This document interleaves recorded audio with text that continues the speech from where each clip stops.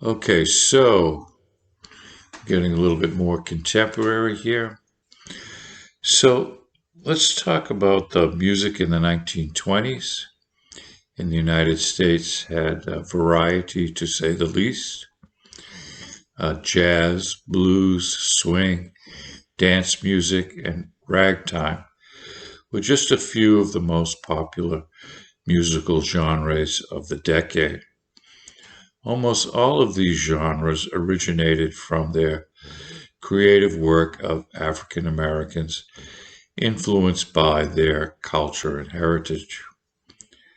The 1920s are often called the Jazz Age because jazz music became very popular with the time, with lots of improvising and syncopated rhythms. Jazz music influenced dances, fashion, and culture. The upbeat sounds of jazz became a favorite on the radio. The radio as a form of entertainment grew in popularity in the 1920s in the United States. This inexpensive form of enjoyment for the whole family included radio shows, music, and more. The decade started off in 1920 with just 5 radio stations in the country, but ended up with more than 600. Okay, so that's kind of a little bit of the beginning of jazz music. So I'd like to use a contemporary artist, Esperanza Spalding, singing a song from the 1920s called On the Sunny Side of the Street. The song On the Sunny Side of the Street is a before and after song. The first verse, which is usually omitted, talks about being lonely and losing everything. The singer learns to adopt a more positive attitude. The song's next few verses are wonderfully bright, cheerful, and engaging, and has been a favorite of musicians and audiences since it first came out. Historically, this is the time in American history called the Depression. Esperanza Spalding is considered the 21st century's jazz genius. A graduate of the Berklee School of Music in Boston, she has toured the world with her own jazz and jazz fusion music. In 2011, Spalding, then 26 years old, and little known outside jazz circles, have been nominated in the coveted Best New Artist category and won. Quote, if we go back in music history, there are very few people who are accomplished in all of the areas that Esperanza is. She's a virtuosic bass player. Her voice is capable of acrobatics. Her compositions are not easy. Her lyrics are poetry, and she puts it all together in a way that's commercially appealing. She's setting an extreme example for young people in music. End quote. In 2016, Esperanza played On the Sunny Side of the Street at a special event at the White House for President Obama. And we're going to listen to that rendition. You can find a link for that in the description box below. Presently, Esperanza Spalding is a professor of music at Harvard University. Okay, so another famous, two famous composers of music during this time. Our brothers, George and Ira Gershwin, will always be remembered as the songwriting team whose voice was synonymous with the sounds and style of the jazz age. George Gershwin wrote most of his vocal and theatrical works, including more than a dozen Broadway shows and several films in collaboration with his elder brother, lyricist Ira Gershwin. George's musical compositions have been used in numerous films and on television, and many became jazz standards recorded in numerous variations. Countless singers and musicians have recorded their songs. Marvin Hamlish, a famous musical conductor and composer, said, quote, "I think he came at a time when the whole jazz world was really popping with a lot of great composers. He was able to do a fusion, mixing a song plugging style with a symphonic composition and blending jazz rhythms into the classics.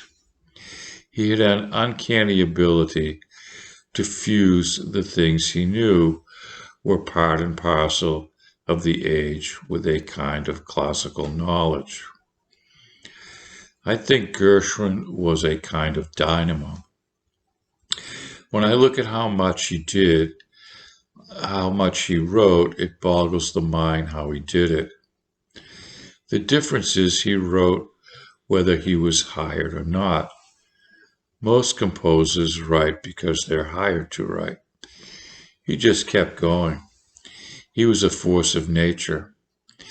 I think the analogy to Mozart is the closest you can get. The unbelievable passion to keep writing. A recent modern-day version of Gershwin's song, They All Laughed, sung by Tony Bennett and Lady Gaga. The song was written for the 1937 film Shall We Dance, where it was introduced by Ginger Rogers as part of a song and dance routine with Fred Astaire. The song is about a boy who wants to date a girl from a different social class. His friends say he will never have a chance. The lyrics compare those who, quote, laughed at me wanting you with those who laughed at some of history's famous scientific and industrial pioneers, asking, who's got the last laugh now?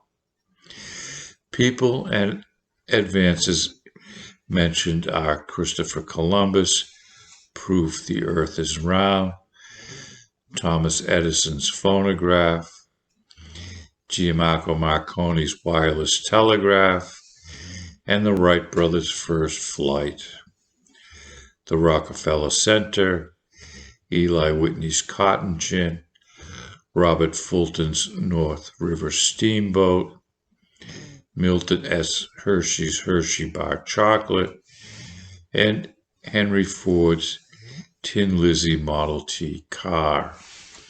So let's listen to three generations of music. The Gershwins, Tony Bennett, and Lady Gaga singing Who Had the Last Laugh. You can find in the description box below. Elvis Aaron Presley, also known simply as Elvis, was an American singer, musician, and actor. He is regarded as one of the most significant cultural icons of the 20th century and is often referred to as the King of Rock and Roll, or simply the King. Elvis was born January 8, 1935, in Tupelo, Mississippi.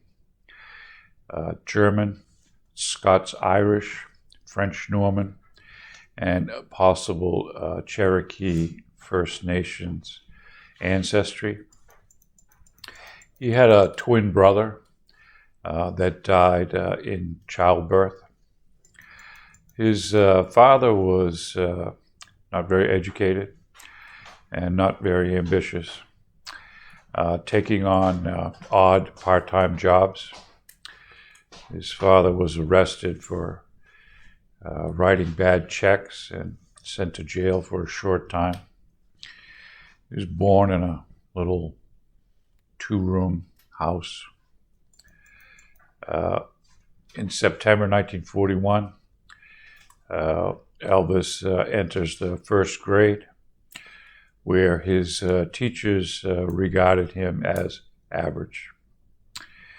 He was encouraged to enter a singing contest, and this was his first public appearance.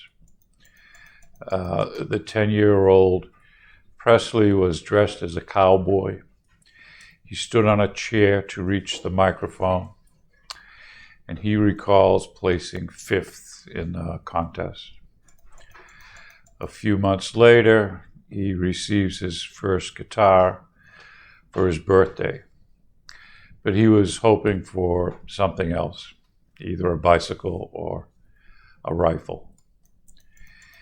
1946, he enters a new school for sixth grade. He is regarded as a loner. The following year, he began bringing his guitar to school on a daily basis. He played and sang during lunchtime and was often teased as a trashy kid who played hillbilly music. He sings on a local radio station in November 1948, and the family moves to Memphis, Tennessee, where he lives in public housing. He goes to high school. He received only a C in music in 8th grade. His music teacher told him he had no aptitude for singing. He was usually too shy to perform openly and was occasionally bullied by his classmates who viewed him as a mama's boy. He forms a band with two other schoolmates. During his junior year, he begins to stand out among his classmates, largely because of his appearance. He grew his sideburns and styled his hair with rose oil and Vaseline. In his free time, he would head down to Beale Street, which is a famous street in Memphis. And it's the heart of Memphis's thriving blues music scene, and gazed longingly at the wild, flashy clothes in the windows of Lansky Brothers clothing shop. And by his senior year, he was wearing those clothes. He competes in a local talent show. He recalled that the performance did much for his reputation. Quote, "I wasn't popular in school. I failed music, only thing I ever failed. And then they entered me in this talent show. When I came on stage, I heard people kind of rumbling and whispering and so forth, because nobody knew I even sang. It was amazing how popular I became in school after that." Many of his future recordings were inspired by local African-American musicians. B.B. King, famous blues singer, recalled that he had known Elvis before he was popular, when they both used to frequent Beale Street.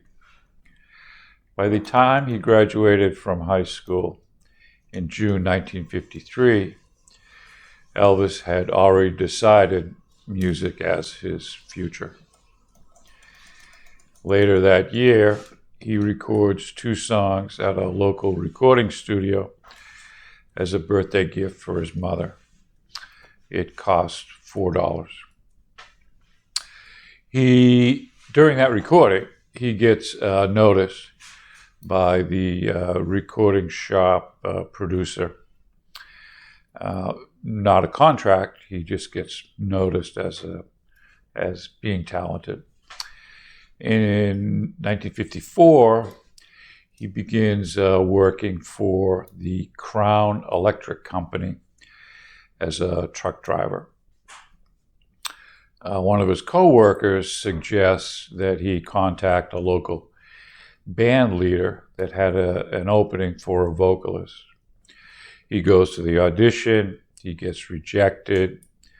The band leader advises Elvis to stick to truck driving. He says, because you're never going to make it as a singer. A local recording producer wanted to find a white singer who could sing African American music. Through a long, convoluted story, the producer and Elvis finally meet. Elvis would move in an awkward way while singing, and the crowd went wild. He gets a recording contract and meets this guy who calls himself Colonel, not a real colonel, Colonel Tom Parker, who becomes his manager. More about him later. Eventually, Elvis gets some national television airtime. He records Heartbreak Hotel, his first smash hit, which became a #1 pop song. He becomes a teen idol of his generation, greeted everywhere by screaming hordes of young women. And when it was announced in early 1958 that he had been drafted and would enter the U.S. Army, which he does. He's in the Army and finishes up his tour of duty in 1960. He had served as a soldier in Germany. He could have joined something called Special Services, an entertainment division within the military, but he turned it down. He just wanted to be a regular soldier. And he returns to the United States, and he kind of picks up pretty much where he left off. And he turns out a series of songs and more than 30 movies over the next 8 years. None of which fit in any particular genre other than what is called today an Elvis movie, which was light, comedic, romance with musical interludes. Most of the movies had an accompanying soundtrack album, and together with the movies and the records made him a very rich man, although they nearly ruined him as any kind of musical artist. He buys a mansion at age 22 in Memphis, Tennessee, and he names it Graceland. His career, like all musical careers, shares of ups and downs, and he becomes a sort of a recluse in his mansion home, Graceland, and his health declines basically through a poor diet, and he starts taking prescription drugs. He dies at the age of 42. heart issues brought on by poor diet and drug abuse. Immediately upon hearing of his death, mourners from around the world gathered at Graceland to say farewell to the poor boy who had lived out the American dream. In a way, that mourning has never ceased. Graceland remains one of the country's top tourist attractions, and Presley's albums and other artifacts continue to sell even today. A few unusual facts about Elvis. He used shoe polish to color his hair, which was naturally brown. He was a germaphobe. He was very afraid of getting sick and ill. He never played outside the United States. A couple concerts in Canada, but other than that, he never played outside the United States. This goes back to his manager, Colonel Parker, who was an illegal immigrant. And he was afraid that if he went outside the country and he came back in, that he wouldn't be able to actually come back in because he was illegal. Parker was kind of a sleazy guy. But he did promote Elvis to get famous. But it cost Elvis a lot of money to do that.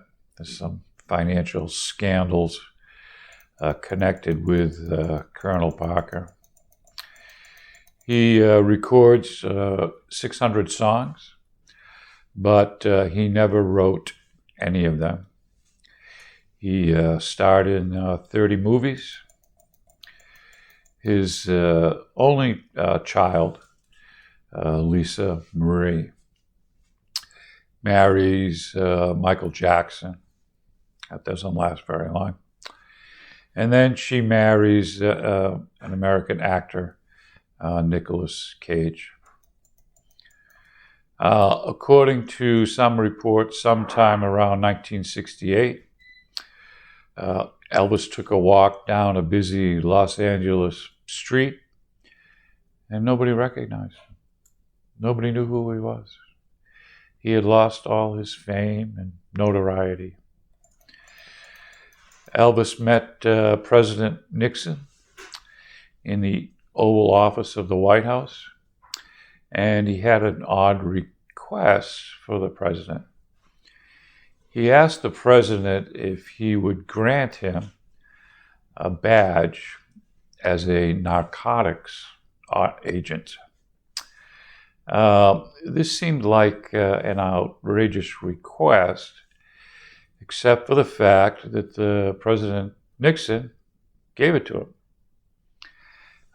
which, despite his lack of training, actually proved to be a bad idea.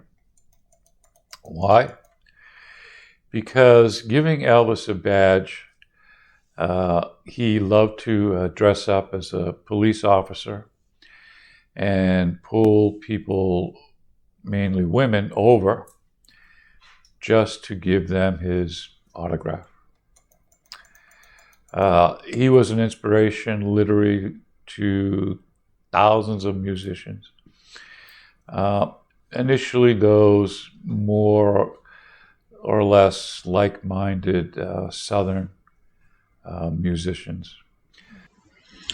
You can listen to Elvis singing one of his songs on the Ed Sullivan Show, Don't Be Cruel, in the description box below. Please find a link. So, West Side Story, so well known. Everybody in America knows about this story, and you should too. So, it's based directly on Shakespeare's Romeo and Juliet, and A lesser known fact about Shakespeare's Romeo and Juliet is he actually gets the story uh, from a poem that is written almost 30 years earlier by a poet named Arthur Brooke. And the title of the poem is called The Tragical History of Romeo and Juliet. So actually, Shakespeare kind of rewrites this poem into his theater production, Romeo and Juliet. And the story, West Side Story, follows Shakespeare's Romeo and Juliet story almost to the letter. Spoiler alert here. The major difference is that Juliet does not die in the end of the story, uh, West Side Story. Okay, so that's one of the big differences. The themes are basically about the same. A few added theme topics, but the themes are love, loyalty, revenge, society and class, youth, and race. The message of West Side Story is a plead for racial tolerance. Uh, During this time, there were racial tensions from many different groups in America.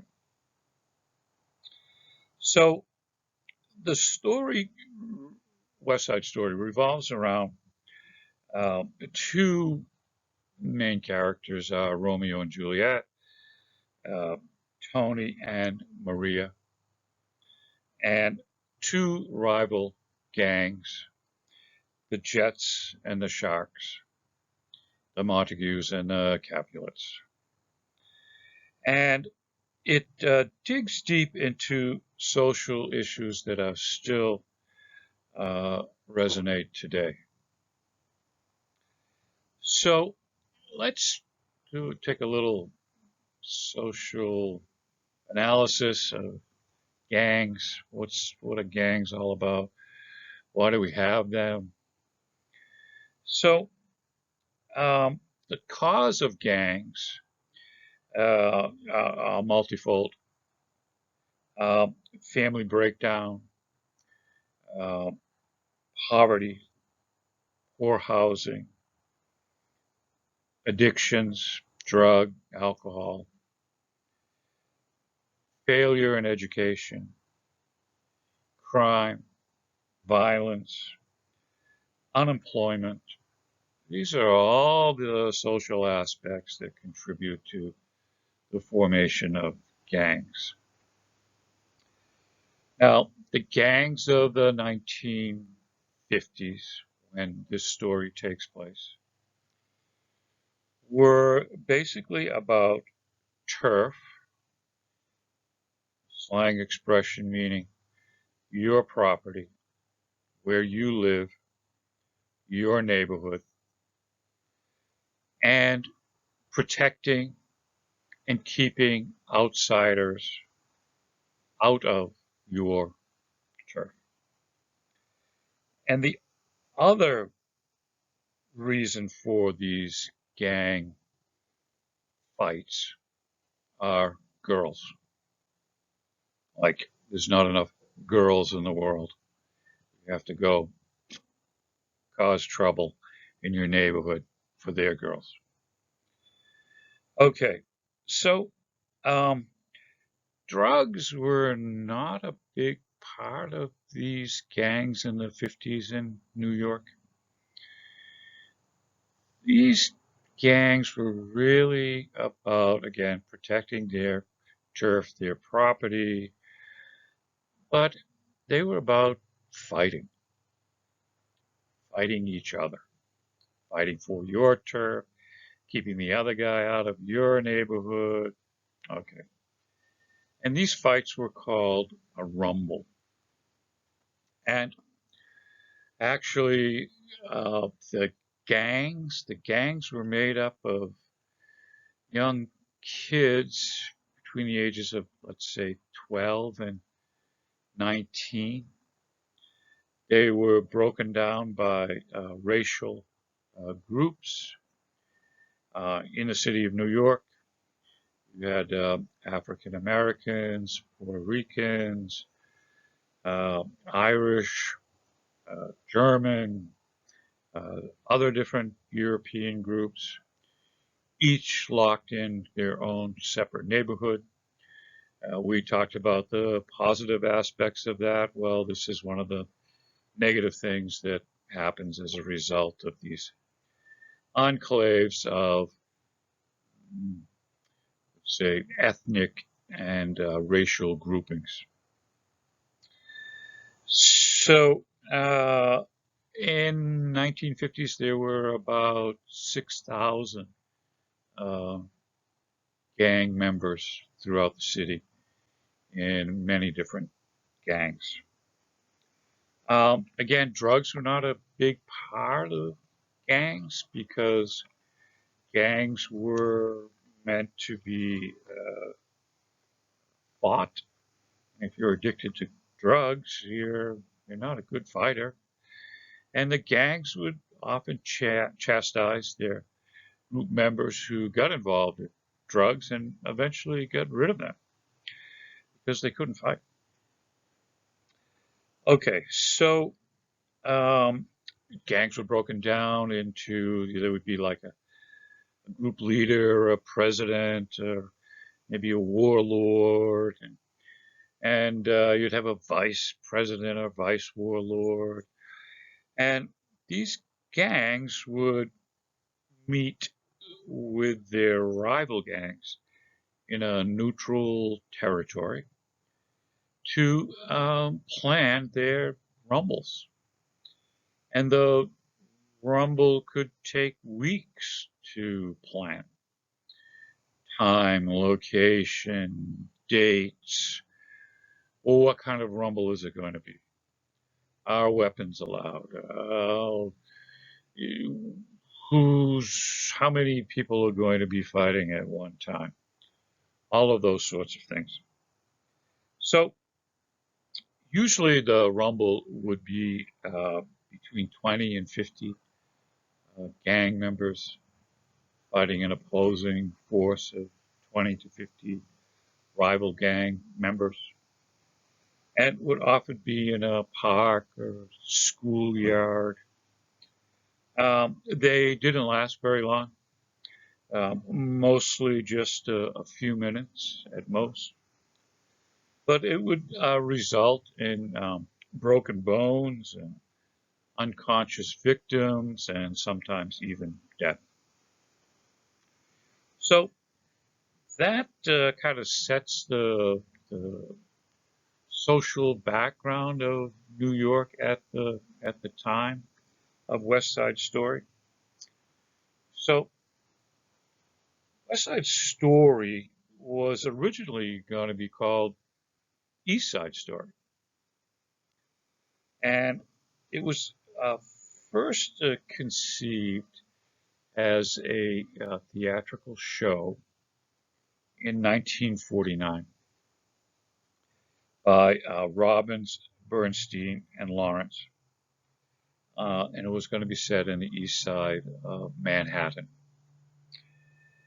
Uh, they originally planned the two rival gangs were going to be Catholic and Jewish. Uh, they tried to sell this idea to promoters and backers, and the money guys said, well, not so interesting. We're going to take a pass. So they had real difficulty getting the financial backing to do this theatrical production.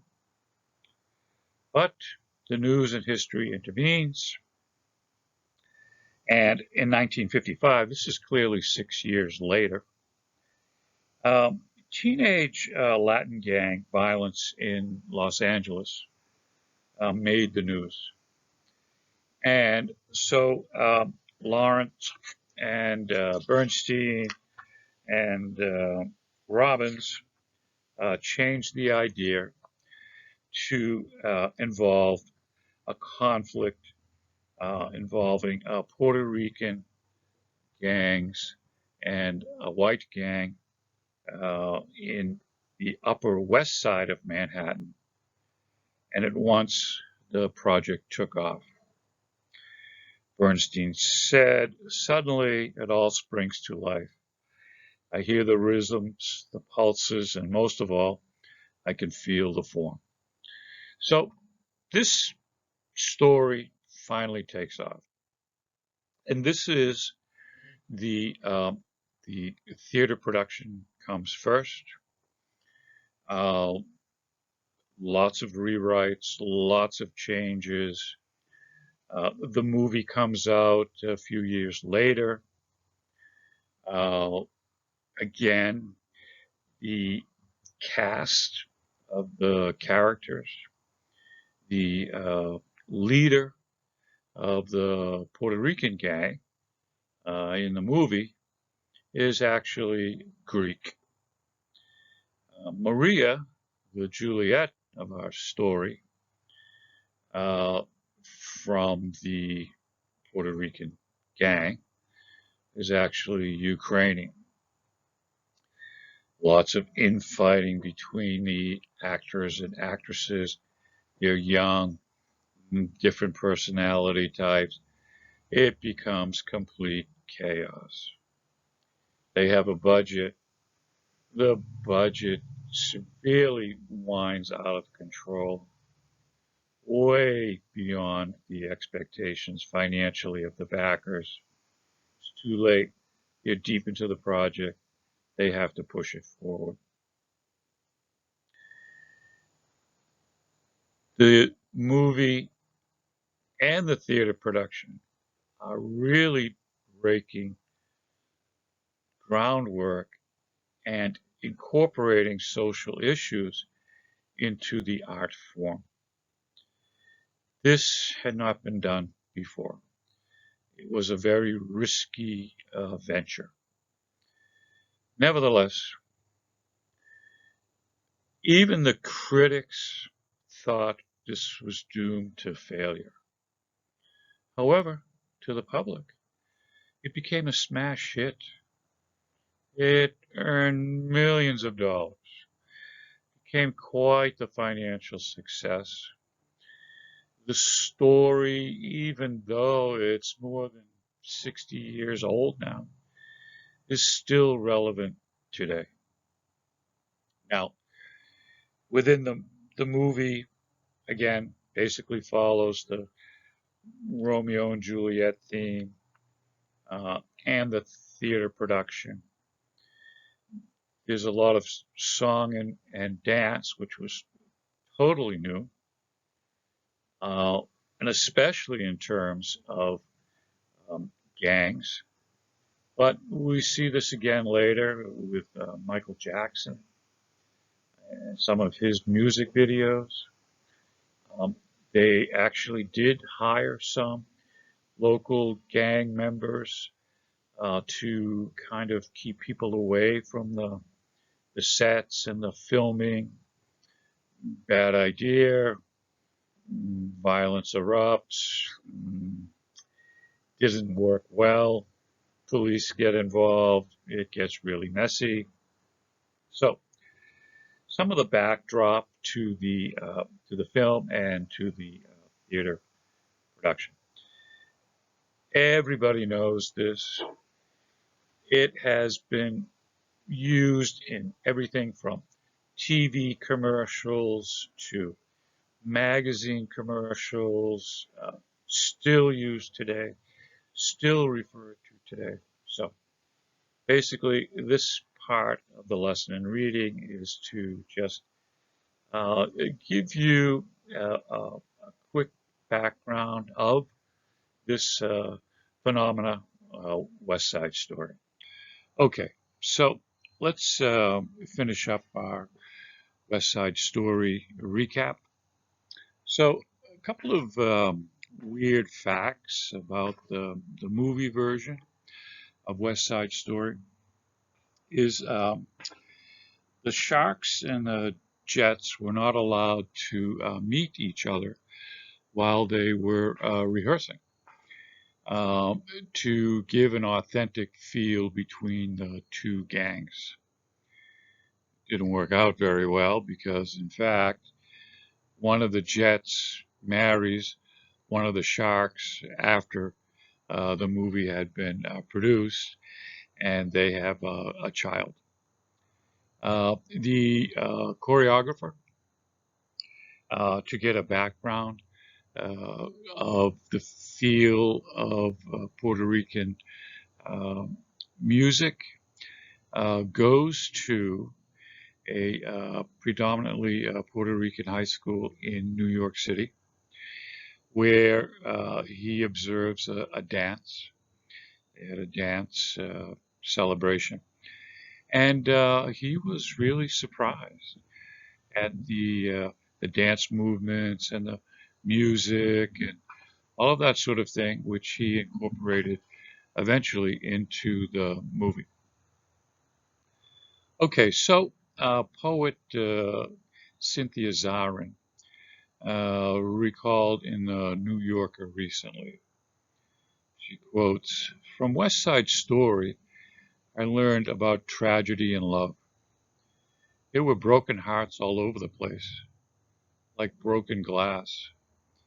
And the idea that things can go very, very wrong in an instant, but that the most important thing in the world was that we all learned to get along.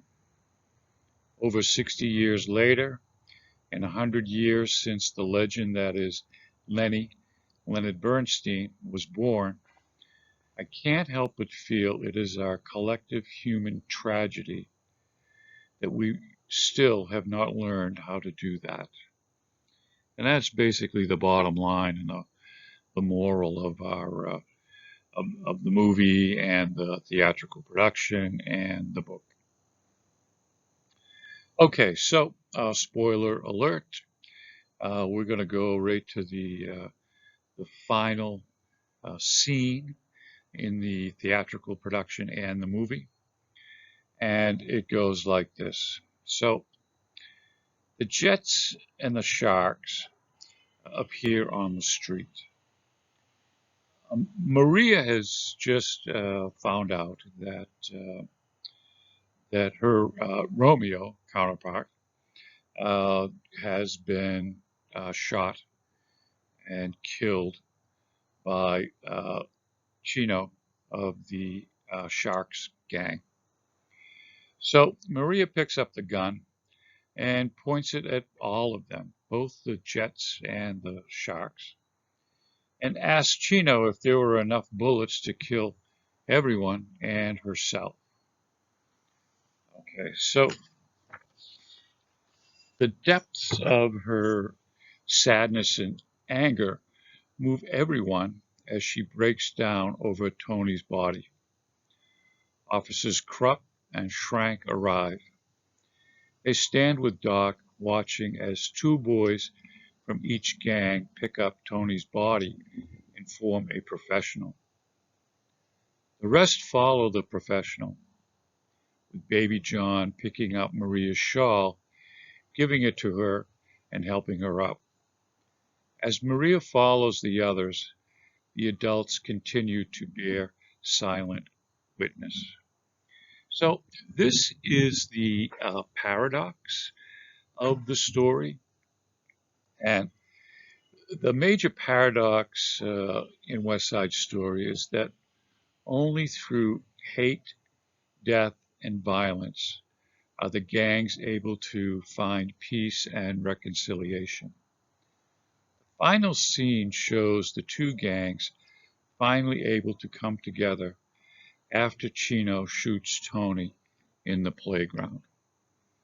Okay, so that's basically our quick little wrap up of West Side Story.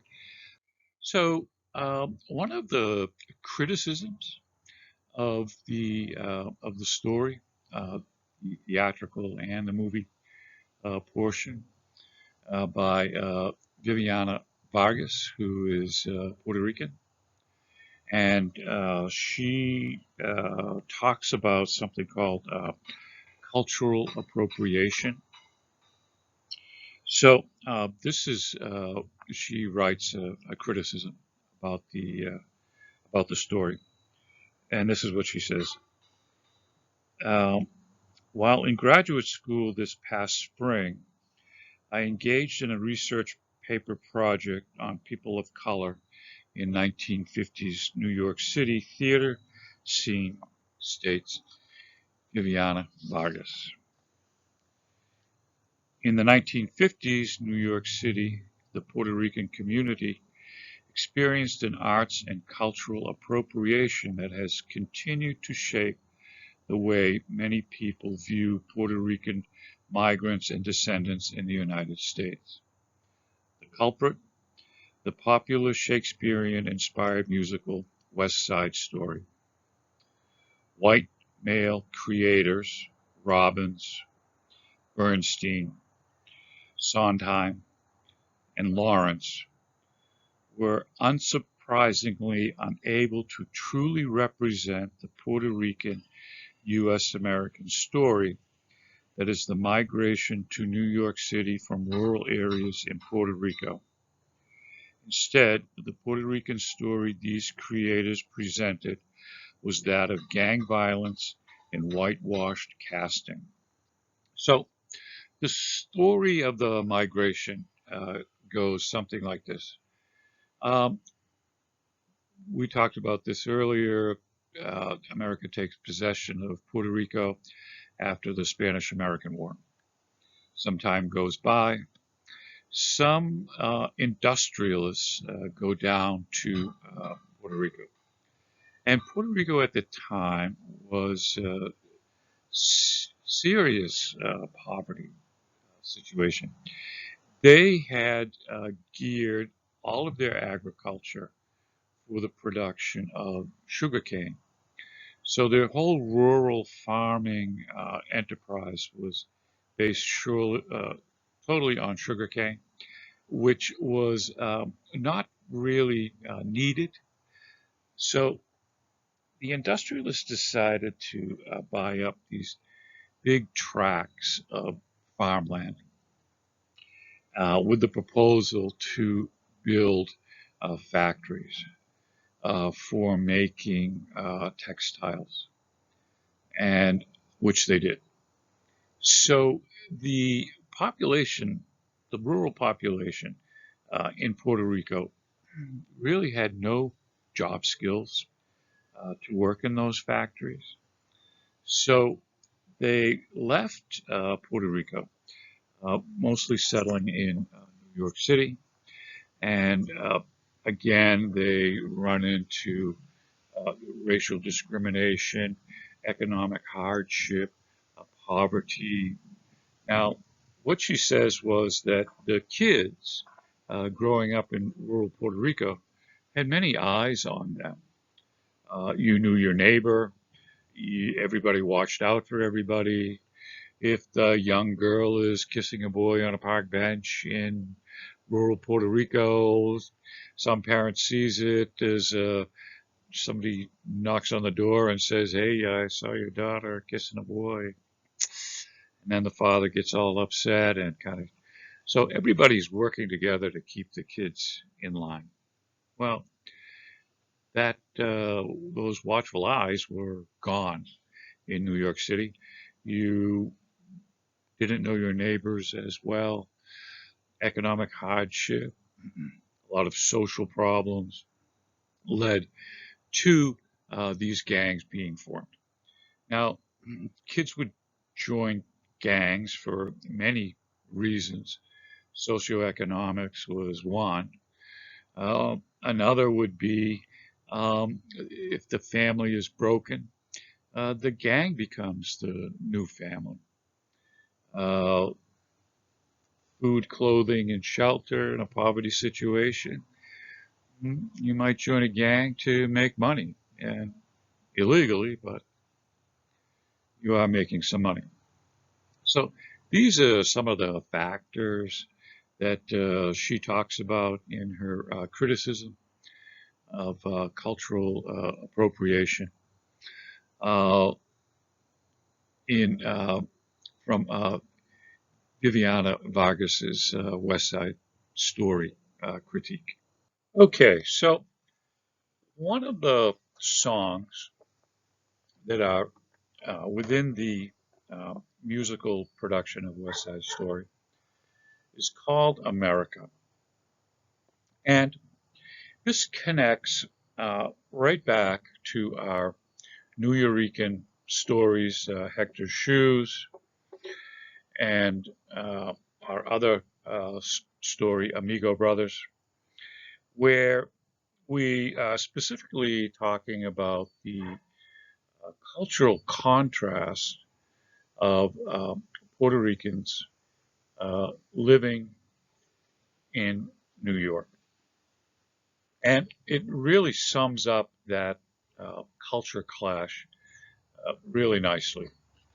Again, the Puerto Ricans from the island of Puerto Rico think that the Puerto Ricans who live in America have lost some of their cultural value. The Puerto Ricans living in America are torn between these two geographic locations. So, unfortunately, with uh, YouTube, I cannot put the song on a slide. So you'll have to listen to that, and it'll be in the description box below. So our next two musicians and songwriters are go by the group name of Steely Dan.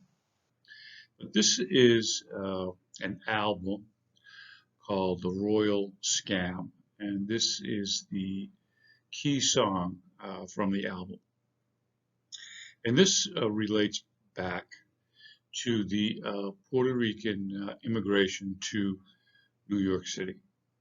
Okay, so a great summation of the song by Anthony Mouse.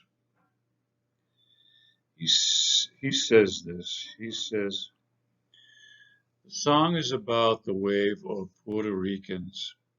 St. John equals St. Juan, who immigrated to New York City to escape poverty on their own island because they've heard all the stories about the streets here, figuratively, being paved with gold. When they get here, they find it's not a trivial pursuit to prosper and have to settle for sleeping in small, overcrowded tenants with dozens of their countrymen. Their presence sets them at odds with the dominant established minority, African Americans, who consider the lower rent portions of the city to be their exclusive territory. They find themselves to be ill-suited for the northern climate and too vulnerable to the attractions for drug addiction. They write the family back home to tell them how well everything is going for them, describing either a phony job or a dead-end welfare job.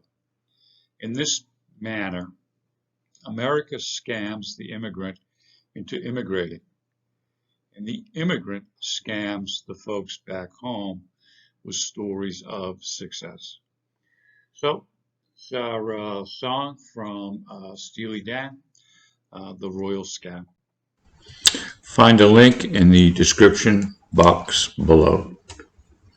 Okay, so our next slide is a song written and played by Carlos Santana, a famous Latin American musician. And right off in the beginning of the lyrics, it's Maria, Maria, she reminds me of a West Side Story. And Maria, Maria reached #1 in Canada, France, Germany, Hungary, Sweden, Switzerland, and the United States. The title and the lyrics are inspired by the musical West Side Story, which opened on Broadway in 1957. A fan of the 1961 film adaptation, lyric Wycliffe Jean said he wanted to borrow the storyline but put it in the middle of the hood. And the hood is the African American slang for neighborhood. In Jean's version, the leading lady, Maria, is from Spanish Harlem. She falls in love in Los Angeles, which coincidentally was proposed as the original setting for West Side Story. So some of the words in the song are in Spanish, and the song becomes a smash hit, as we say. But here we are, 60 years later, and West Side Story is mentioned in a popular song.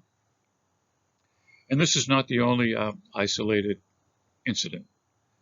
Looking through the references of West Side Story in literature and music and television and drama, it's huge. It's huge. So it's still relevant today. So, and the song becomes a big smash hit. Carlos Santana makes a lot of money. He takes some of his money and he invests in a chain of restaurants called Maria Maria, which is mostly in northern California with a few in Arizona and Texas. Basically catering to something we call Tex-Mex, which is a combination of food from Texas and Mexico. Your tacos, your enchiladas, so forth. That's the basic menu fare. So, 60 years after the release of the movie musical West Side Story, it still influences the arts and even restaurants today. Find a link for Maria Maria in the description box below.